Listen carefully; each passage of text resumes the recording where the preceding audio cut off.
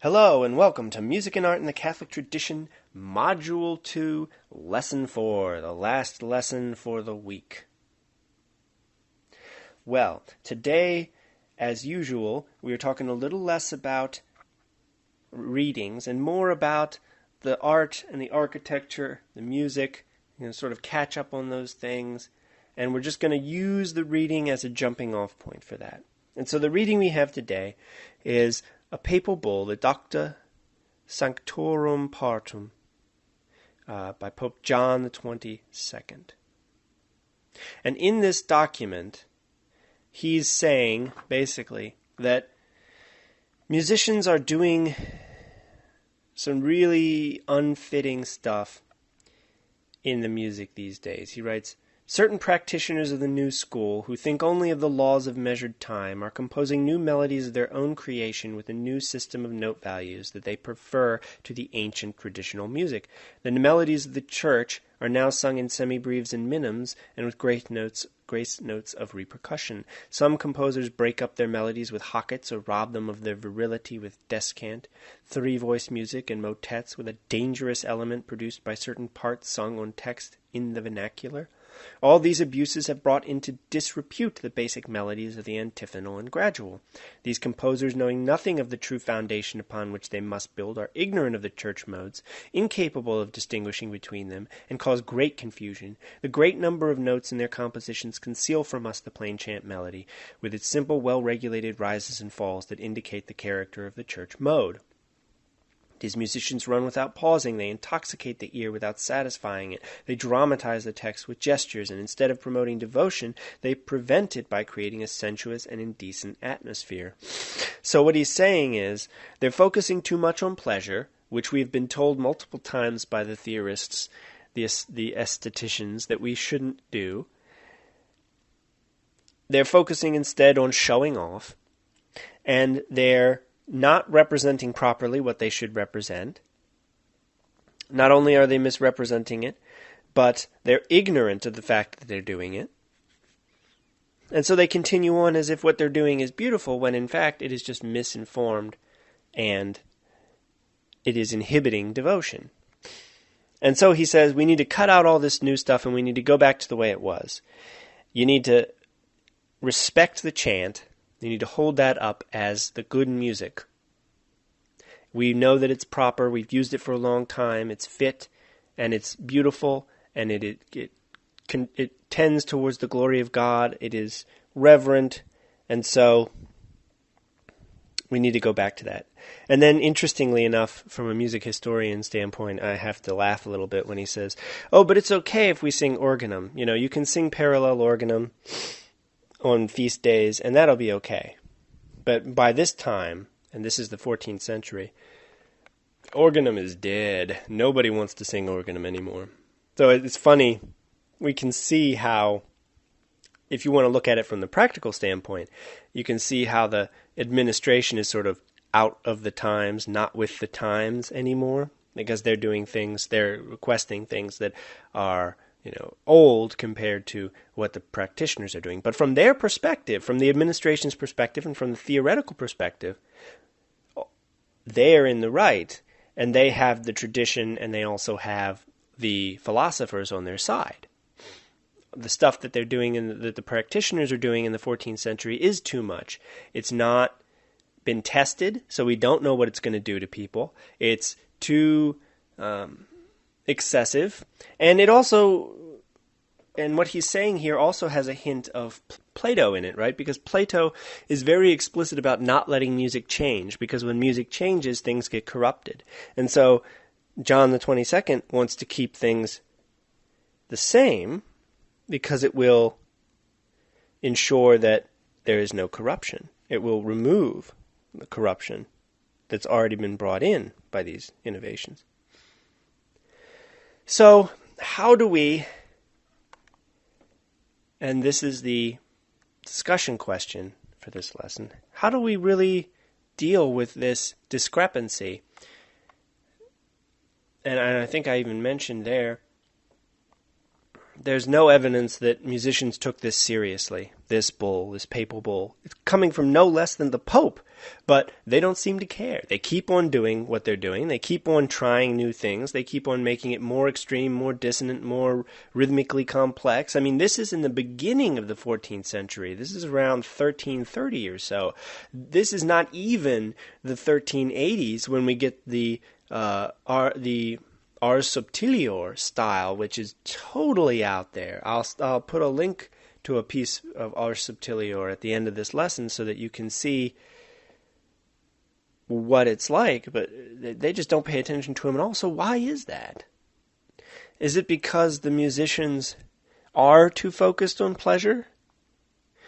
Or is it because music really isn't what the thinkers think it is? Maybe it's not as powerful or as dangerous as they think it is. Certainly the world hasn't been destroyed, and we've continued to do more and more crazy, off-the-wall, new, and sometimes, frankly, unpleasant things with music, and yet it hasn't destroyed our society. Although you might say that our society is being destroyed, and you might look at music and say that's the reason. Who knows? That would be an interesting thing to discuss. In any case, it hasn't descended into chaos the way Plato said it would, and music is so much different from what Plato ever thought it could be, I'm sure. So maybe they just overstated it, and maybe the musicians knew that and thought, it's not that bad. Or what? It's something worth discussing. I'm not really going to say too much more about that particularly because I want to hear what you think about it. I don't want to sort of tell you what to think about it. But let's back up and talk about what's happening with music and art. Okay, so we've already talked about the Romanesque style turning into the Gothic style. And that happens right around the late 12th, right around the 12th century, but especially the late 12th into the early 13th century. And that is the same exact time that music starts to change. We go from parallel organum, we go from contrary organum, and it's still all just note against note. So everything lines up, and both of the melodies, or however many melodies there are more or less dependent on each other. They're all just, it's very structured, it's very ordered, it's very proportional.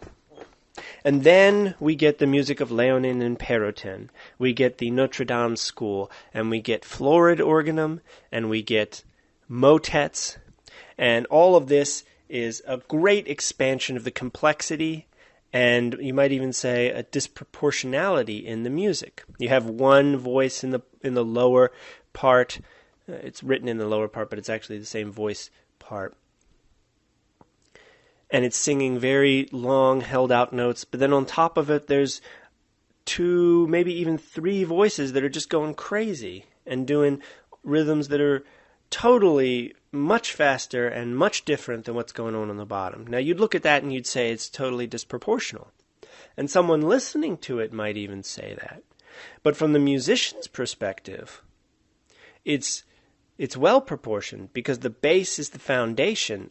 The bass is the structure, like we talked about in the last lesson. The bass is the overall structure of the church, and that is well proportioned. And then all the ornaments that are disproportionate, that are maybe asymmetrical, they are just the extra. They are just that extra little bit that helps you to get closer to the divine.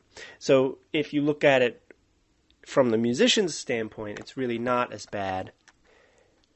But if you were to not know what the musicians are, if you're not in that musical frame of reference, then it could seem very disproportionate and totally crazy, and then you might say, well, this is totally unprecedented. But it's not. It's just one step and another step towards enhancing the music and making it a glorification of God. They were just trying to make it better. They take the chant, they add melodies to it, they might take some of the music out and replace it with something else. And all of this goes back to the tradition of troping. which is the process of adding a new text to a pre-existing one, glossing a text. So you've got a passage from the Bible and you write a little exegesis of it, and you say, this is what is going on here, and you write it in the margin. Or you do it interlinearly, so you have one line of the text and then you explain it with a new, with your own interpretation. It's the same thing they're doing here. They're interpreting the chant by adding new melodies to it, or adding new rhythms, or adding new melodies and new rhythms.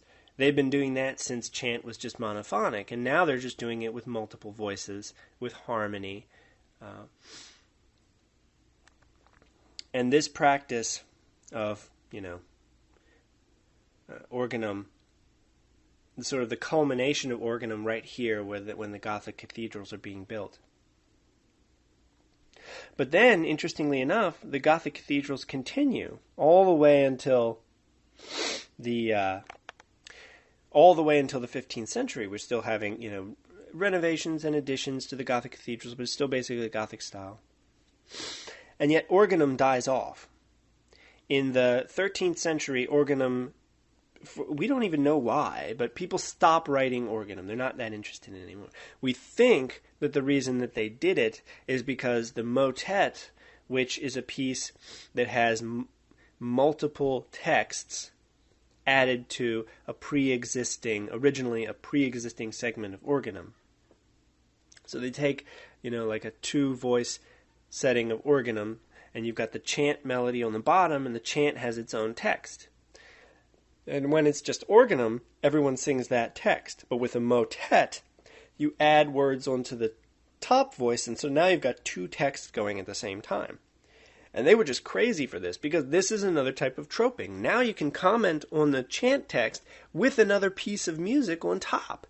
And that's so cool and new. So we think that maybe organum fell out of style because everyone was interested in the motet and everybody wanted to write motets. In fact, originally they were adding an additional Latin voice, but then very quickly they started adding French voices. So now you've got Latin and French going at the same time, and that was super cool. The 13th century was a big experimental period for motets, and then we get into the 14th century, and the motet starts to standardize a little bit. And it's in the 14th century that we get the Mus and Art Mod by Guillaume Machaut. Machaut is the first real significant composer that we know a lot about, and that's because he took the time to compile all of his works before he died and to write about his process. So he's the first composer that really tells us, this is what I was thinking when I was composing, this is what I was going for, this is what I believe art is. It's really quite excellent. We unfortunately don't have time to talk about or go into or even read any of his stuff, but if you want to check it out, there are translations out there, or if you can read medieval French, there's originals out there as well. But in any case, the Mus and Art shows the continued sophistication of this same sort of approach to ornamentation and structure. And it's sort of the intermediary between the medieval style and the Renaissance. You'll notice that it feels very solid when you listen to it, or maybe you don't feel that, but I feel that it's very solid when I listen to it. And yet there's a good amount of variety as well, a good amount of ornamentation. It's not nearly as sort of disorientating as the Notre Dame organum is. It's a lot more regular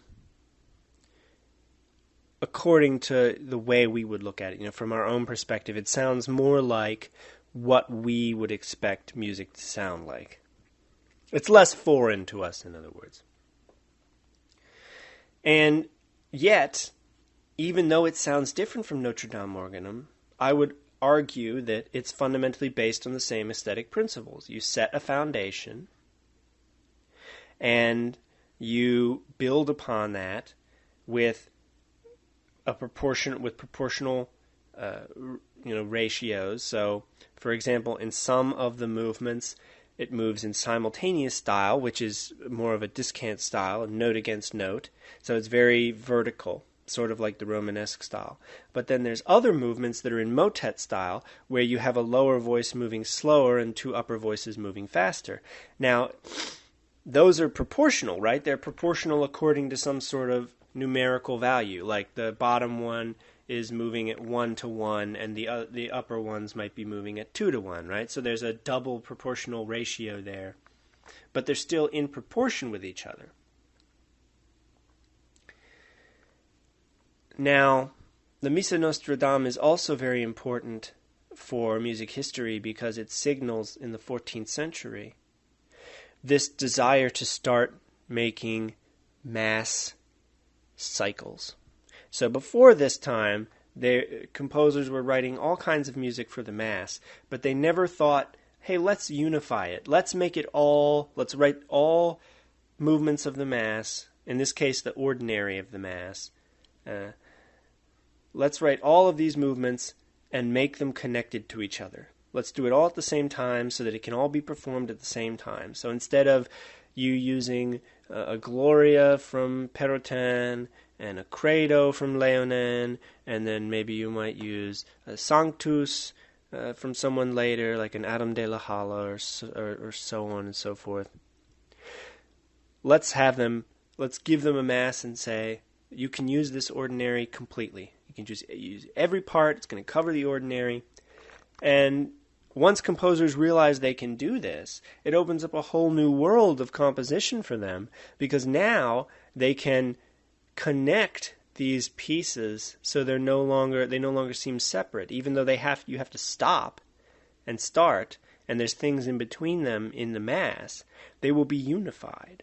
In the same way that the nave is different from the entranceway, which is different from the altar, and is different from however many apses you might have in north of the altar, which is different from the transept.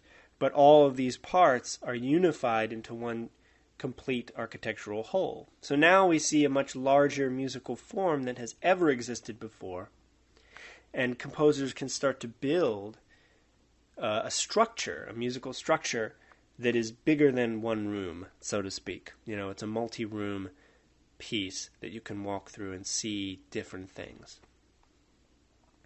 So, I hope nothing in there was confusing. I used a lot of musicology terms, but I tried to explain them. If anything was weird, please let me know, and I'd be happy to explain more. That is Lesson 4. I hope you've enjoyed Module 2. I know I certainly have enjoyed making it.